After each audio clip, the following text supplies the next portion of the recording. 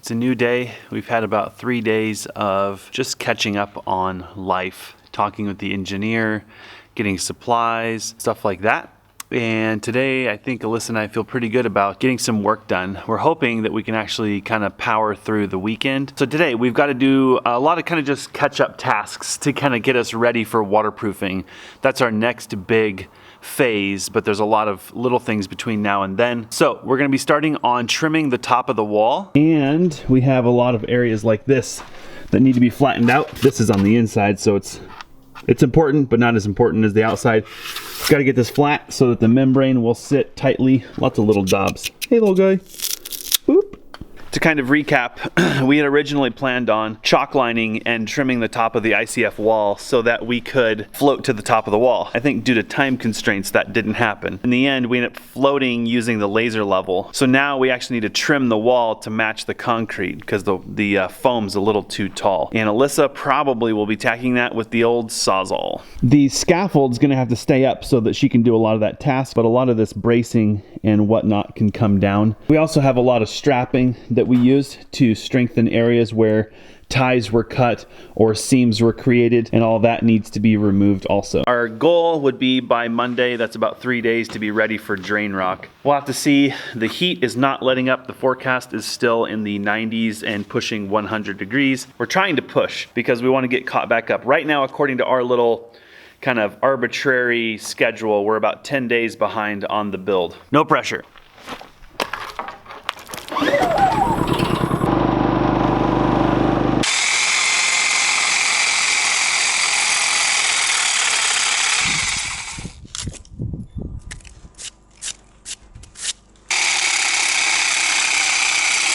I'm finding this stuff being challenging to cut completely flush. So on this side it's kind of diving off a little bit. So this is going to take a little longer than I'd hoped. I'm going to have to do a little bit of gymnastics to cut this side flush, but here we go.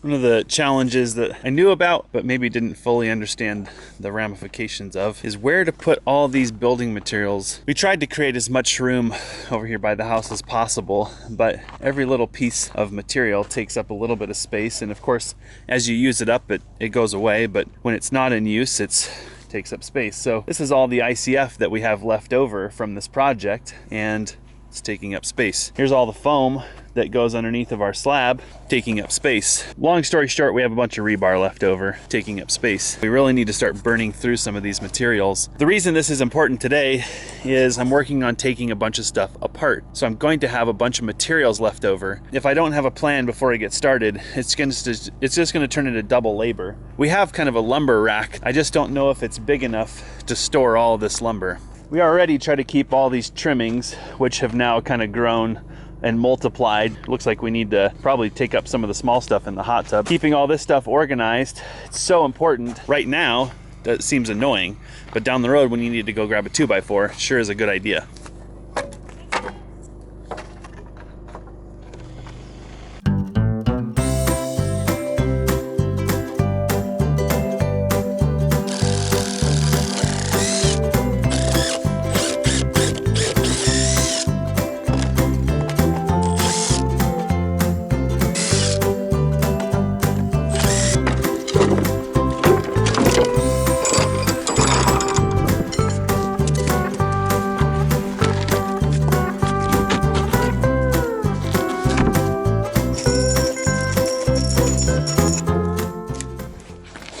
I think that looks really good. The Sawzall working really well for you? What'd you say, over a handsaw? Or Yeah. There's a concrete in there, there's plastic. Like that saw with a really stiff back, that would be more precise. But these braces do run all the way to the top. Well, what's funny cutting is through them with a Sawzall takes a while. I'd be up here all day. Yeah, I think what's called a back saw, I think, and it has a rigid back. Actually, I think it's called a miter saw. It has a rigid back, but you can't get a flush cut with it laying flat because it's got a back lip on it. So you try to lay the saw flat and it won't because of the back. Well, and there's little blemishes in the concrete too, so Yeah. I think we just get Close.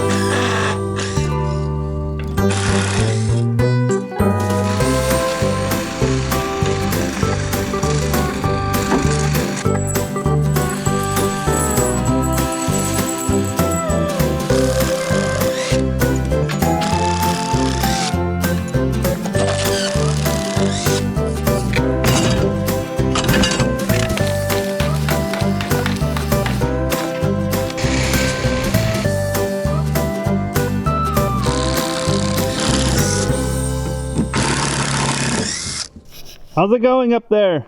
It's okay. It's taking a lot longer than I thought.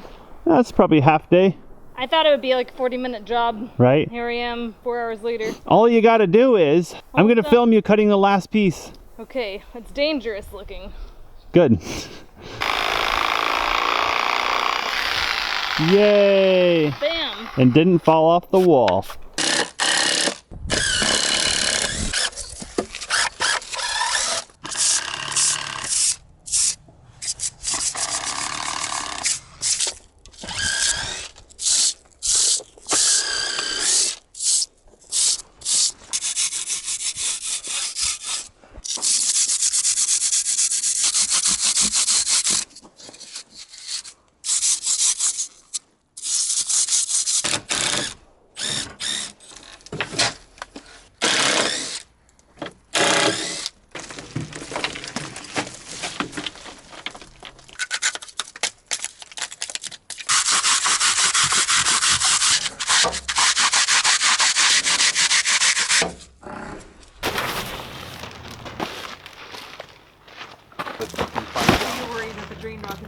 Things are going along nice and smooth. Alyssa's got all the foam removed. I think she's got a couple spots left to touch up. We've got all the strapping and bracing and bucks and everything sorted. We need to make a quick town run. We've got a couple of things that we need to pick up to help get the drainage finalized so that we're ready for backfill.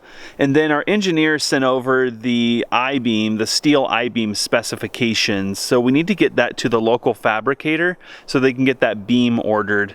That's going to become a delay. Once we get the slab in, we'll get the steel beam up, and then we can put the I-joists on. So there's a lot of choreography going on here. Pick up a few materials, and then hopefully this evening, Alyssa, actually she's gonna stay here and keep working and kind of get things more prepped for waterproofing. And then hopefully this evening we can get rocking on the membrane. We're doing something totally, probably unnecessary. Oh, look how much crap's coming off there, I don't know. Because what if it helps the membrane stick better? I don't know, it takes 2 seconds of my time.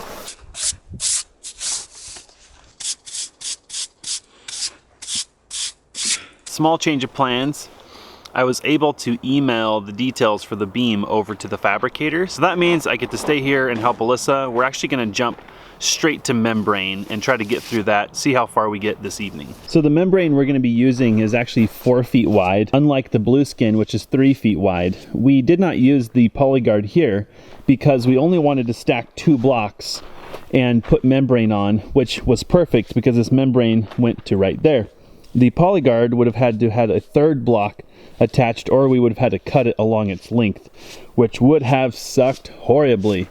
So Alyssa and I kind of talked about it a little bit, and we don't really know exactly what we plan to do with the back. We think a patio and some stuff down the road. And since we're doing waterproofing now, and we have the material, we've already bought it, we can't return it, and we don't want to store it, we're pretty sick and tired of having a boneyard the size of our property. We're just going to go crazy, and we're going to waterproof this entire shebang. Worst case scenario, we put siding over it and no one else knows the difference. Something we did, and I told the contractor that I talked to at the local building center, was apply this blue skin horizontally, which is an absolute nightmare because it's like an asphaltic, gooey, sticky product. Look at this stuff. Let's see if it'll stick to my finger. Man, oh man, stuff is nasty. Anyway, we applied it horizontally, which sucks because you have to pull tension and like try to keep it from sticking to everything while you do it. The secret to this membrane is to apply it vertically, which Alyssa and I are hoping to do successfully. We want to get this scaffold taken down as soon as possible, but we left it up because we're confident it's going to help us to have somebody at the top and apply the first strip of membrane back here, and then we can work together to remove the backing paper and make a nice seal on the membrane up there. Without the scaffold, this would all be right back to ladder work on the uneven ground with inside the foundation. That's a big no-no for safety.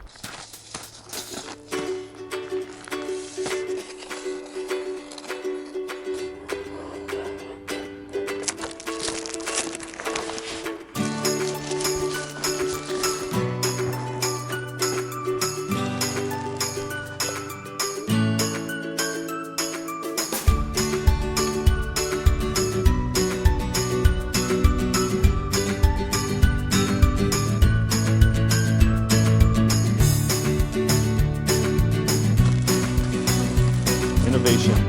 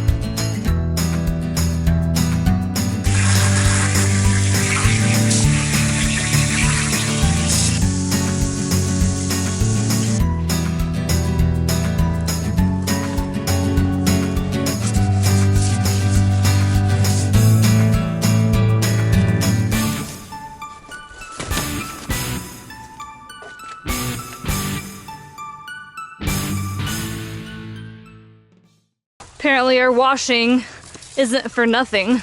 The spot where I didn't wash low enough. It's not sticking at all, so Alyssa gets to do her work again.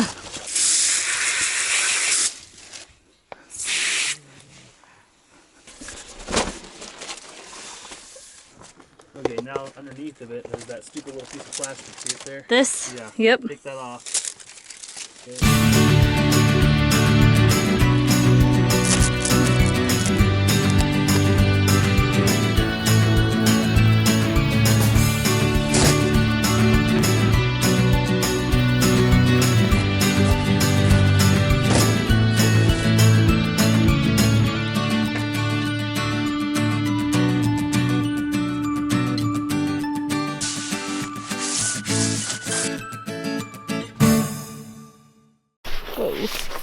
What you think? One more, two more? It'll take one more to get to the corner, and then it'll take one to go around the corner. Okay. For sure. Yeah. Yeah, that wall over there is going to be pretty time consuming just because it's narrow. Yep. And then we have that penetration that we need to work on. So I think I can get this last one on real quick. Okay. And then I think it's probably good to call it a day. Do you want to do the corner one?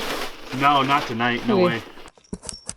How does building a house so far compare to building the cabin? I'd say we're definitely in it for the long haul. So I think every day just do a little bit. It's a whole different level of construction, huh? It is, yep. Versus pound it The to... whole cabin was like, just get it up. And this Yep. house is not that at all. So while it's tempting to think like, yeah, it's good enough, Yep. that's really not the attitude we want to take. Yep. But in the moment, it's kind of hard to be patient. It is tempting to cut corners and try to shortcut processes, isn't it? Yep, very.